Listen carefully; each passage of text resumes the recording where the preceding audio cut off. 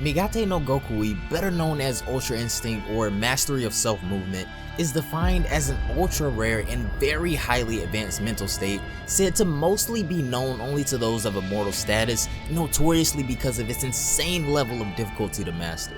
This technique is among the most mysterious we've ever seen, and we still really don't know all too much about it. In Super, guys like Whis, the Angels, and the Grand Priest seem to be the only ones that presumably have mastery over this technique, and Whis has even said that Beerus is on his way to learning it as well. But when Goku came along in the Tournament of Power, it seemed as if the multiverse had never seen anything quite like him. Falling into his own failed Spirit Bomb attack, Goku's body entered fight or flight mode to an extent he had never been pushed to before, and that's when something snapped. This technique, known only among the gods, had somehow been manipulated into a transformation-like state by a Saiyan mortal, and within minutes, he had taken the form on multiple times and eventually achieved a mastered state. But the thing is, even though Goku displayed the Mastered Ultra Instinct form momentarily in the tournament, he hasn't exactly mastered it, if that makes sense. The little bit we did see though was enough to solidify the rarity of this technique because he was literally untouchable, so imagine however long it may take if Goku were to perfect his usage of Ultra Instinct. Before the video gets started, be sure you guys click the notification bell down below to never miss an upload, and also don't forget to follow me on Twitter to stay up to date with all Dragon Ball related content. But without further ado, I got swords on my back, samurai stack. Ninjas with me, niggas, throwing stars at these bitches. Eating ramen noodles in the hood with my ninjas.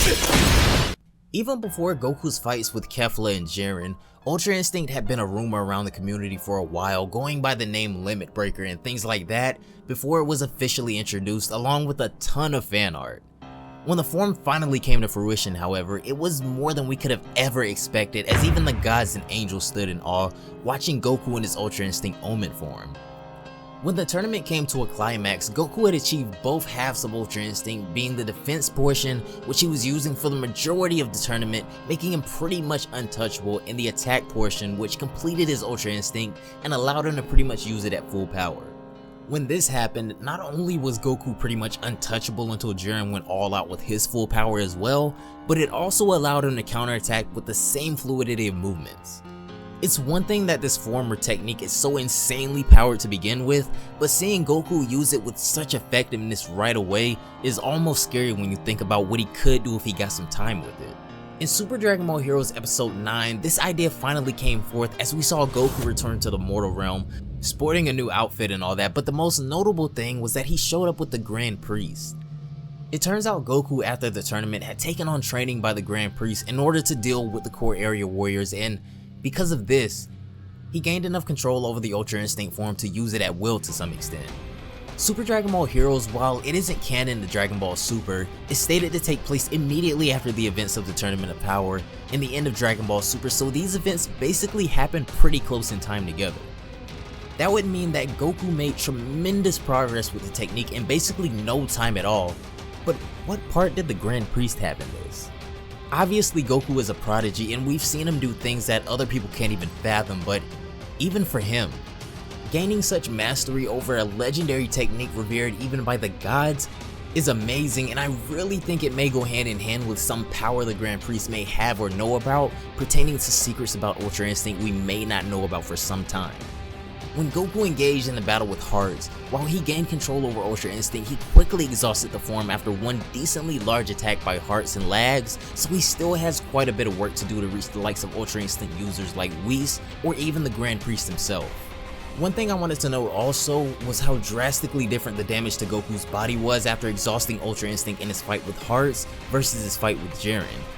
While we already knew this to be the case, this further shows us with more training over mastery of self-movement and the form Goku uses it in will decrease the overall toll it takes on it. When Goku masters Ultra Instinct and is able to use both the attack portion and the defense portion at will, the scale of enemies, techniques, and transformations we see in Dragon Ball will probably reach a scale that honestly I myself can't even fathom right now.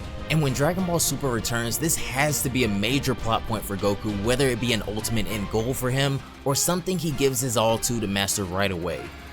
Being able to use Ultra Instinct at will is a huge mission for Goku in his quest to become as strong as he possibly can, which ultimately means Vegeta will be right behind if not beside him. Once again, Super Dragon Ball Heroes isn't canon, but I do find it interesting that Whis was able to help Goku and Vegeta achieve Super Saiyan Blue, and then the Grand Priest went on to train Goku in Ultra Instinct, so maybe this little promotional detail will become reality in the real series. But I honestly don't even think Goku needs the Grand Priest to master Ultra Instinct on his own.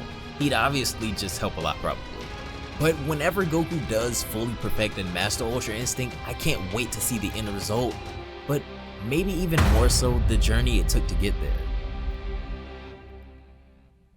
That's gonna do it for this one, guys. Thanks so much for watching the video until the end. As always, down below in the comments, I want you guys to have fun with this one. Let me know how you think Goku will go about mastering Ultra Instinct, and if you think he'll be under a master, who do you think it could be? Do you think Whis is going to continue training him and they'll work on Ultra Instinct? Maybe even training alongside Beerus and they work on mastering it together. I think that'd be pretty cool, but leave some of your own ideas down below. Once again, don't forget to hit the bell icon so you never miss a video, because even if you're sub, YouTube still won't send all of the videos. I know it's dumb, but at least the bell is there for some kind of fix. Also, if you aren't already, be sure to follow me on Twitter to stay up to date with all Dragon Ball related content. Have a great day, and I will see you all in the next one. Bye, guys.